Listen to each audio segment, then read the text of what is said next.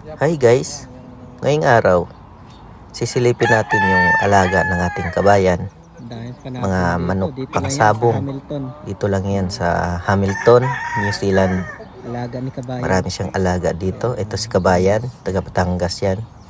Siya nag-aalaga niyang mga manok.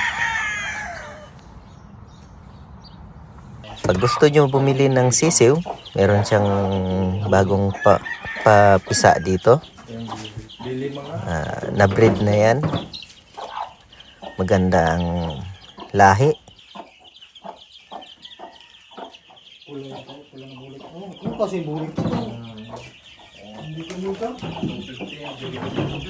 Meron siyang bagong pinaasawa dito ngayon. Napakaganda Tisoy yung itong lalaki, guys. Lalaki, Tisoy na tisoy, oh.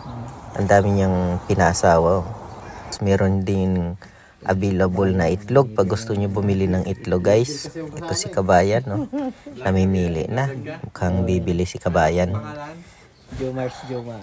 Tsaka pag gusto niyo pumunta dito, guys, PM lang kayo tapos dalhin ko kayo doon sa kay kabayan para masamahan ko kayo kung saan banda sa yung location ni kabayan. YouTube tapos sa Facebook Jomar.